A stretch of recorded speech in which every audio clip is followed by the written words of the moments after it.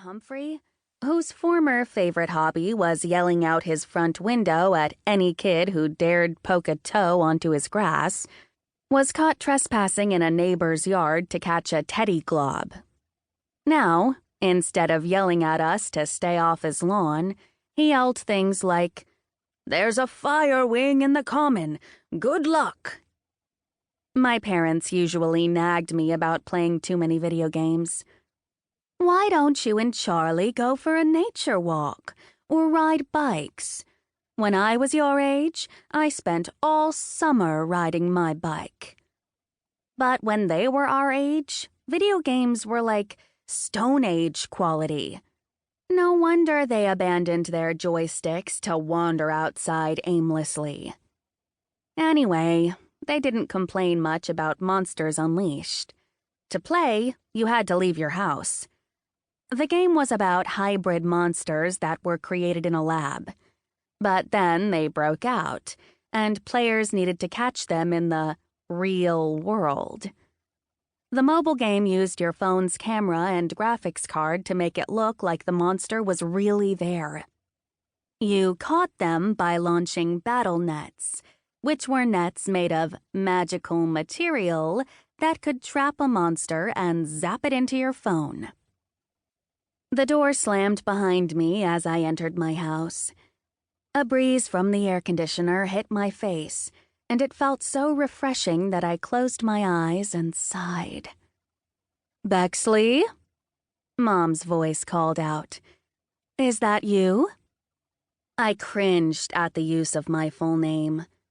The day I turned 18, I swore I was going to legally change it to just Bex. I turned the corner into the kitchen and inhaled deeply. Cookies. Was there any better smell in the world? Mom was sitting at the kitchen island, squinting at her laptop. I grabbed a warm cookie and said, "You know, your glasses work better when you put them in front of your eyes." "I lost them again," Mom said absent-mindedly as she scrolled.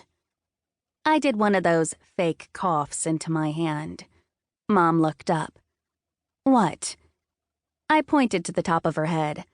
She patted her wavy brown and gray hair and laughed as she felt the wire-rimmed glasses perched on top. "Thanks, honey." "No problem, genius."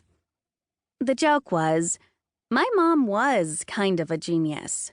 She'd started her own online business selling personalized jewelry out of the house, and it had grown a ton this year, increasing sales month after month. But while she ran a business entirely by herself, sometimes the little things slipped by her, like losing her glasses when they were on top of her head. "Charlie's coming over in a minute," I said between bites of cookie. Her eyes had returned to her computer screen. "He can stay for dinner if he'd like. I have a lasagna in the oven." My parents were pretty cool about Charlie coming over a lot, mostly because he was my best friend, but also because they knew how miserable things were for him next door with his bully of a brother. The front door opened and shut, and a voice called out, "Yes, air conditioning." Charlie came strutting into the kitchen, his blonde hair flopping into his eyes. He wore a gray t-shirt with the NASA logo on it. Because it wasn't enough to be nerdy, he had to advertise it as well. He immediately grabbed a cookie and moaned after his first bite. "This cookie is incredible, Mrs. Grayson. When you're done conquering the jewelry world, you should start another business selling these." "Maybe I will, Charlie," Mom beamed. "But in the meantime, I have to take a conference call in my office." She pointed at the oven. "When that beeps, take the lasagna out." Lasagna," Charlie said dreamily. "Yes, you're invited," I said. "Mrs. Grayson, you're the best," he called out. Mom waved over her shoulder as she carried her laptop out of the room. Once she was gone, Charlie slid into a chair and